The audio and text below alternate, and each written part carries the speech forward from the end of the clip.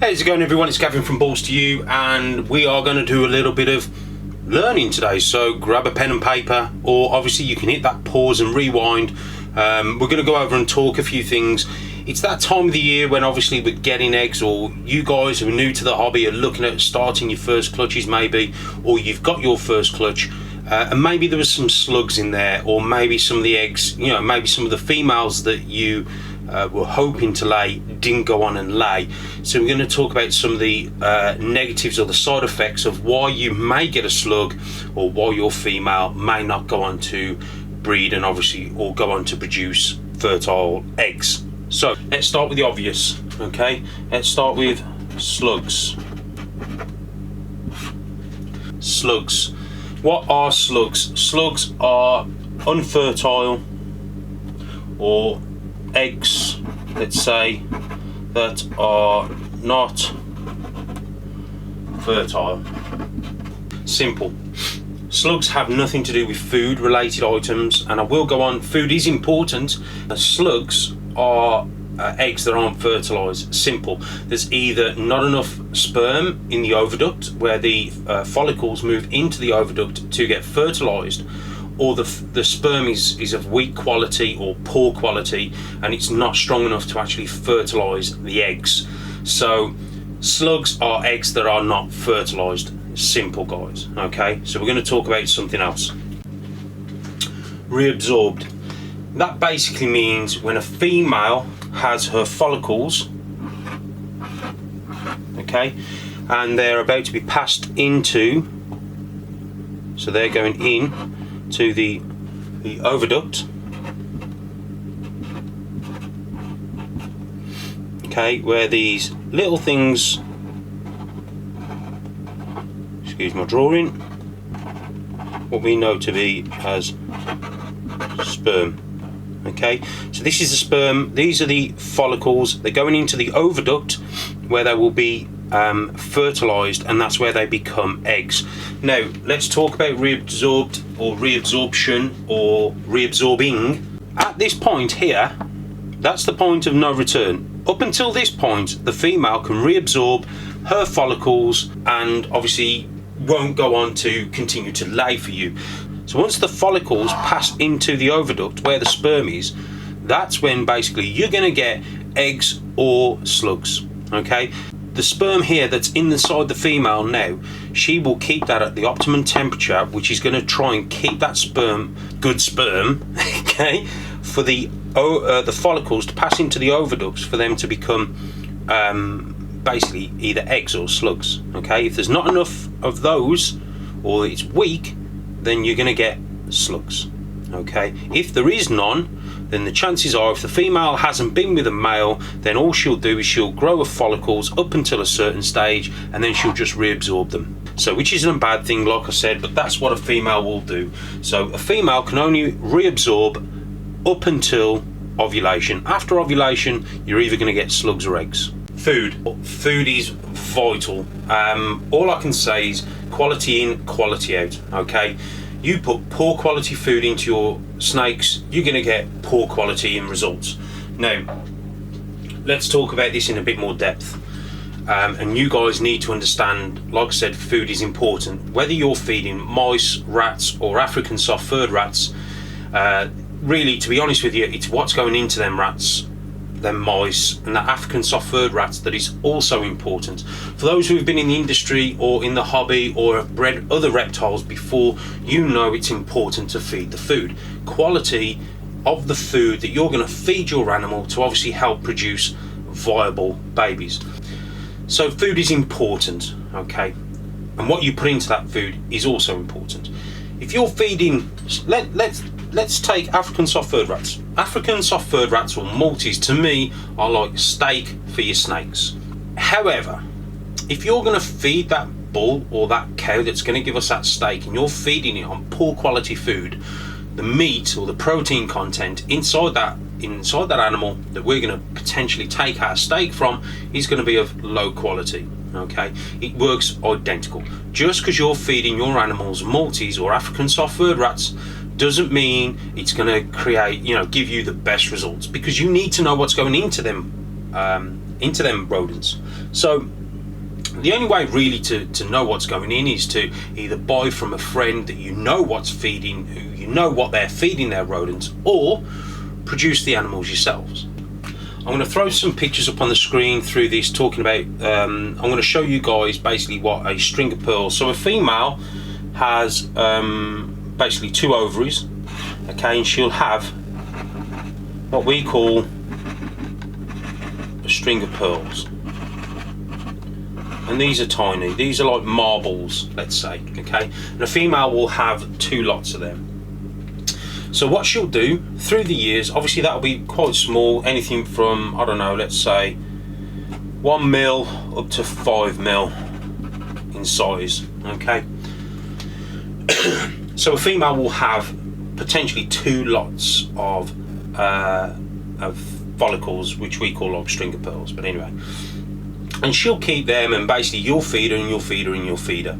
So she will grow them, or she will pick a string of pearls, if you like, to go on to become fertilized eggs, or to move into the oviduct to be fertilized. However, what's going into these is important. So obviously these are follicles, and what's going into them is important, and that is the key. So now, at this point, when your female is growing them, that's when you need to give your animal the best chance possible, i.e. the best food possible for you to have success further on, okay? The protein level in them needs to be correct. What it is, I don't know, I can't tell you, but we're talking about feeding your animal in preparation for you to go on and be successful in breeding. So food is important. You can do very well with mice, rats, or African soft-furred rats. Mice are, I find, not enough. They're okay for a male, really, but they're not the best. Females, a definite no. There's just not enough in there. Males, I like to feed all my snakes on African soft-furred rats, but you can get away with away with mice and rats in males. In females, you really need to be feeding rats and African soft-furred rats, okay, because they need more fat storage and protein storage to produce good, viable follicles. Let's talk about an egg and an embryo. Last year in the UK, and I can only vouch for the UK, there was a lot of unborn babies, baby snakes that is, that were dying in eggs. And I was inundated. One of my close friends had also this problem. So I did a bit of investigation, and on investigating it, I did find that they were all getting their food from the same food source. Even though these people were different ends of the country, the one food source that was coming in was basically feeding the pet shops as well as the reptile industry all up and down the country. And then what was happening was the baby was basically getting to a almost like day 50, let's say, and it wasn't coming out the egg, or it had cut out the egg and then die. And everyone was sort of, you know, what's happening? Why is this happening? I've incubated like this for years. I've done it this way for years. And some of these people, don't get me wrong, guys, you know, they were veterans in the hobby. They'd been doing this for a long, long time. And it come to a put to that I heard from a very reliable source that the person told this person, let's say, that they had a large problem where the rodents, a big large bulk of rodents, let's say, were defrosted and then refrosted, which anyone who knows anything, that's a big no-no. So what happened was that rodent, the minute you defrost a rodent, it starts to decay, and because it starts to decay, it obviously starts to build up bacteria, XYZ, and this was the problem. And what will happen with most snakes when they have a dodgy rat, they will regurgitate. What was happening was these rodents weren't quite defrosted, if you like, to the full extent, so they were partly defrosted and then refrosted. I was getting reports of snakes with very dodgy poos and very bad diarrhea, and again seeing and witnessing at my friend's place that the snakes were basically just dying in the egg. They were fully developed, got to day 50, pretty much and they were dying. And I know it was day 50 because I can explain a few things and I can tell you why. So we've got an egg snake. So that snake is pretty much developed in that egg because we've used the right temperatures, the right conditions, you know, regarding the temperature and the humidity. So we've basically grown that egg. Okay, so attached to that is its yolk sac. Obviously this is not scale, guys, okay, this is just giving you an indication of what actually happens. So let's say, depending on your temperatures, day 50 to day 55, the yolk sac will release an enzyme into the embryonic fluid, okay, which is surrounding here. And what that actually does, that causes the snake to come to life, if you like. That enzyme now tells that snake that, listen, you need to cut out because you need to breathe oxygen. The lungs are going to start working, it needs to get out.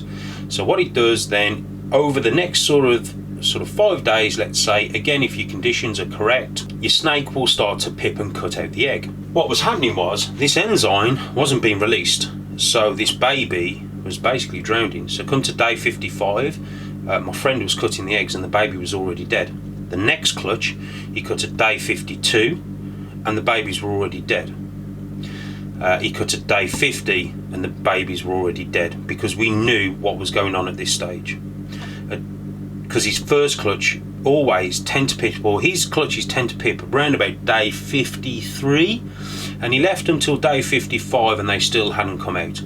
So he cuts the first clutch at day 55. Again, he likes to let them pip. And again, guys, I'm going to stress, you know, there's more than one way to skin a cat, and what I'll say is, if you want to let yours pip, that's fine, there's nothing wrong in it, and I would advise you let yours pip. We're talking about quality of food and what happened to this particular, or what happened in the UK where we've seen a lot of babies die in the egg. His babies tend to pip at day 53. Day 55 he decided to cut the eggs open, and sure enough the babies.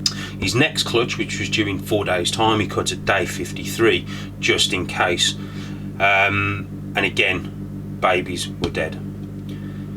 Checked his temperatures, rechecked everything, I went over everything, everything was bang on like it was the year before and the year before that, so there was no reason why it shouldn't have done this. So we cut on day 50 and again the babies were dead. This next clutch, actually he did have some pip, and what happened was they pipped through the egg, but because they pipped through the egg, that takes a lot of energy from a baby snake, okay? You've got to think it's using that yolk to give it its energy to cut out the egg for it to survive. So as it cut out the egg, some of them survived, some of them didn't. However, we were finding them half hanging out the eggs. And this was reported up and down the UK. More and more people were speaking to me about the problem, and we were seeing a bit of a pattern going on. So what happened was the protein, or the rodents that were being fed at this stage, okay, rodents at this stage being fed to create the follicles, even though the snake wasn't regurgitating it, it was still taking it on board and pushing it into these follicles here, okay. But what happened was that made for a weak embryo and a weak yolk sac. So when the baby then decided it wanted to get out, or it should get out, it couldn't get out because the enzyme that was being released into the fluid wasn't strong enough, and hence why the babies were dying. Very sad, but it's something that I think we've overcome now in the UK. It's nothing to do, if that happens, it's nothing to do with the male, because the male's done his job. The male has fertilized this egg. Sometimes when you get an egg going bad in the incubator, that's because either the sperm was weak or the embryo was weak. You shouldn't get the whole clutch go bad if the food you've been feeding is good quality. You may get one or two.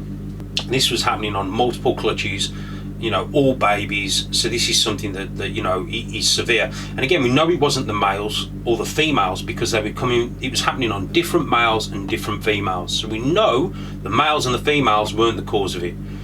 When we traced it back, the food source seemed to be the issue. They were all getting the same food from the same place or the same supplier, and that was the issue. And again, you can take this is all my data that I've collected. You can go and research it for yourself on how things are done, which I always advise people to do anyway. You know, you research it for yourself, learn yourself. But this is all the research that I did, all the data that I collected, and I found that this was what was happening. Now, fortunately, it didn't happen in my collection because, again, I've got my own food source. This is something that I've scared a lot of people, and a lot of people started to breed their own food because they knew what was going into their snakes. And again, I've said before, guys, quality in, quality out, and that is the whole basis of how you should be looking at this hobby and producing beautiful animals. It's nothing to do with money, it's nothing to do with, you know, becoming a millionaire, because you won't. This is all to do with a hobby. I do this because it's a passion, I care about it, I love it, and I think a lot of you guys do as well. So understanding what's going on in your females is important for you to have a successful breeding season, for you to have success. So slugs aren't caused by food, it's basically caused by eggs that aren't fertilized. The protein level that you need at this stage is critical. Okay, I do believe African soft furred rats are the best food source you can get, provided they're being fed on the right type of protein and fat level food. This stage is important, more important than producing your eggs, because if you don't get this stage right, you're not going to get this right. And come all that hard work, 50 to 55 days, you're going to have babies that aren't going to make it, guys. There's good and bad in this hobby, and we as hobbyist breeders, we've got to try and do our best to obviously ensure that if we are going to go and breed, that we are going to be, you know, look after these animals to the best of our abilities.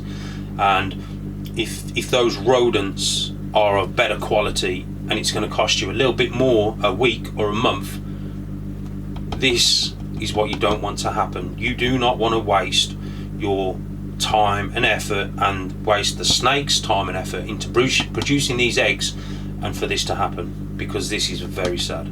If the quality of the animal, or let's say the African soft furred rat, is more expensive than your rats, if you want, and again, I'm not saying go and feed your animals on African soft furred rats, I'm just saying I've seen better results with feeding African soft furred rats, because at this stage I get less of animals like this.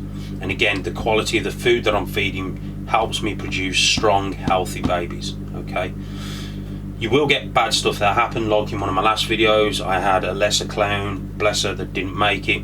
That was just an undeveloped, that was an issue with the embryo inside the egg, where the baby was basically not formed correctly. It was nothing to do with the food, it was nothing to do with the mom, it was nothing to do with the dad, it was just one of those things. Okay, if you have any questions, guys, please put them down in the comment box below. I hope this makes sense. I've tried to do and trying to put it into layman's terms. Okay, you must understand the food that you feed your snakes is very important. This is from my own data, this is what I've seen, this is what I've researched. I know that when a snake reaches that point of ovulation, after that ovulation, it's either going to give you slugs or eggs. Before that, they can reabsorb. Okay, so anything after the ovulation stage, happy days, provided got good sperm in there. And sometimes if you're using a new male, that's why I always advise using a backup male, because the more sperm you've got in that oviduct where the eggs are going to come in, the better. The more chance you've got of obviously fertilizing, having a full clutch of fertilized eggs. Okay, everyone, hope you enjoyed this, hope you learned something from it. I hope it's got your brains thinking, and again, guys, this is just common sense. This is just stuff that I've researched that does make sense. I've looked at the snake's anatomy, I've tried to break it down in layman's terms for you guys to help you understand. This point is important. Okay, anyway, guys, I've rambled on enough. Thanks for all your support. Let me know what you think about the video. Take that care, and I'll speak to you guys soon.